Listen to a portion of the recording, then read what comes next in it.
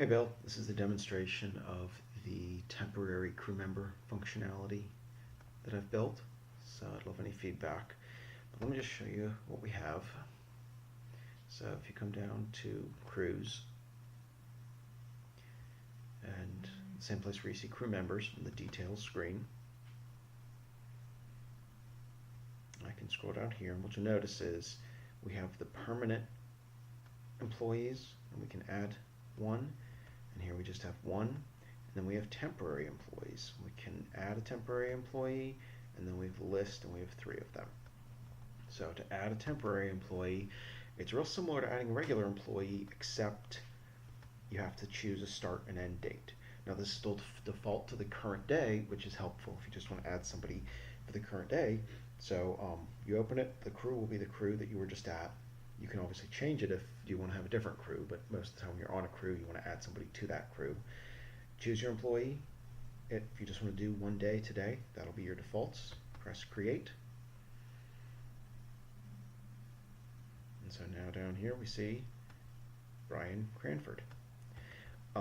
If for some reason we don't want that employee to be there anymore, what I would just do is just take this back into the past and say, okay, they're only effective from January 25th to January 25th. Whoops, February. January 25th. When you do that, press save. This was Escobar. You'll notice that Escobar is now missing. So I can do that here for these 2. So we'll just have 2. Same thing, January 20th. January 20th. So it's only going to show up if they're current, which means that you can set somebody to expire, and they'll just automatically disappear when they hit their end of effective date. Obviously, you can come here and edit it. Say, actually, I want Jonathan to be part of this crew until February 4th. From January 30th to February 4th, press save. And you can see down here, these are the dates that they will expire. So right now, let me show you what happens. We have Michelle is a permanent member of the crew, and then Jonathan and Brian are temporary members. And let's take a look at something, and I'll show you. So that's how you modify the crew in the crew screen. There's also a way to modify the crew in the work order screen. So let's come here to Francis Peachy. Actually, that one was already done. So let's go back into an open work order.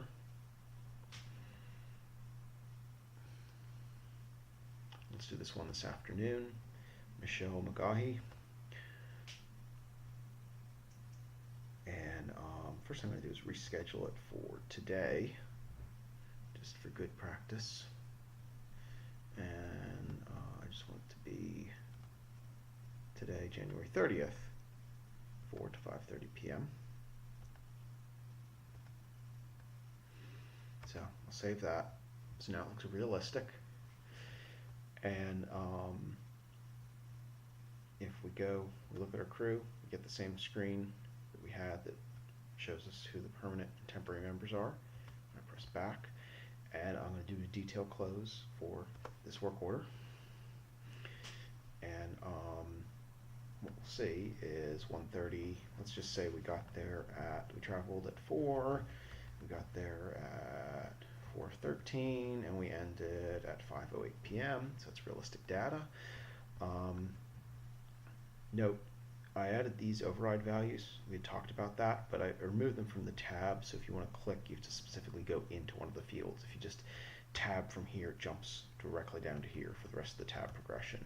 I also did these buttons that zero out a row if you just want to make sure that person gets no hours. But again, if you tab out of this, it just defaults all that there. So you'll notice all 3 of them are there: Michelle, Jonathan, and Brian. Now maybe we forgot another person.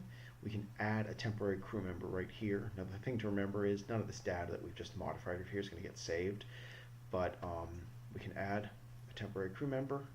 I'm going to add Donna, and just for today, press create. Takes us back here. Now note, because we hadn't saved this, it's defaulted to the earlier times, so I can just do that again. 4 to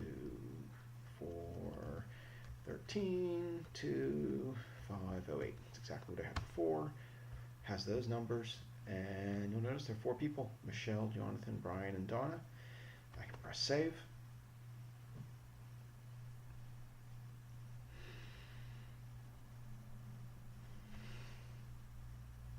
I'll just say that everything was complete.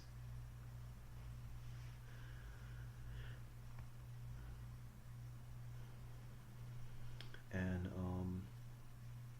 I don't want to be prompted to go to the next work order, so I'll go back home.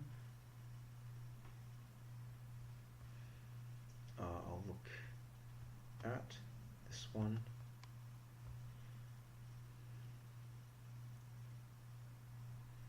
And if I look at log man hours, there, I see all 4: Michelle, Jonathan, Brian, and Donna. So that's the temporary crew member functionality, and again, it's all based on just effective start and end dates, and you can always just make something effective in the past and you won't ever see them again. But defaults to the current day, so I think this is pretty flexible to meet a lot of your needs.